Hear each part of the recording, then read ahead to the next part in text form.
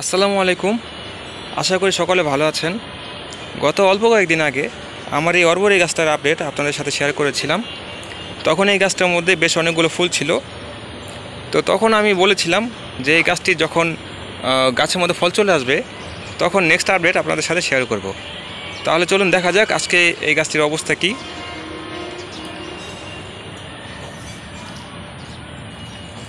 মাশাআল্লাহ মাশাআল্লাহ, গাছের মধ্যে কিন্তু অনেকগুলো ফল আসছে, আপনারা দেখতে পাচ্ছেন। গাছের ফলগুলো কিন্তু বেশ অনেকটা বড় হয়ে গেছে।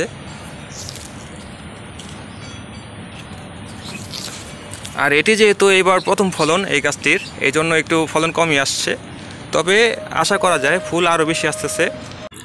আপনি যদি খেয়াল করেন তাহলে দেখতে পারবেন যে এখানে কিন্তু বড় বড় ফলগুলো দেখা যাচ্ছে এবং এর পাশেই এবং উপরে নতুন করে কিন্তু গাছের মধ্যে ফুল চলে আসছে। আর এই গাছটি যেহেতু একটি 12 মাসি জাত, তো এই কারণে এই গাছটির মধ্যে কিন্তু সারা বছরই ফলন থাকবে ইনশাল্লাহ।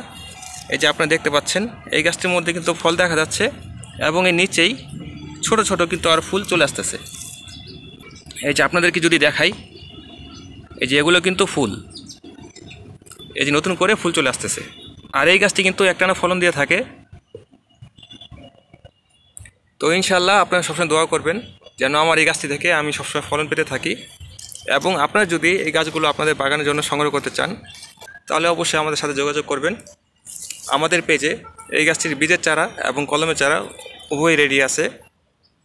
আপনারা যদি অল্প সময়ের মধ্যে ফলন পেতে চান তাহলে আপনাদের জন্য সবচেয়ে বেস্ট হবে কলমের চারা লাগানো। এবং আপনারা যদি চান গাছগুলো জমিতে লাগাবেন আর 2-3 বছরের মধ্যে আপনারা ফলন পাবেন, তাহলে আপনারা বীজের চারা লাগাতে পারেন।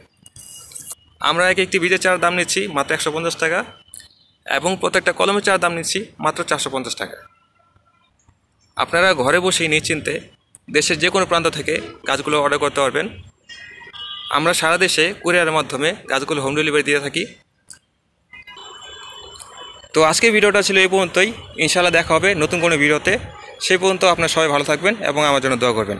আসসালামু আলাইকুম।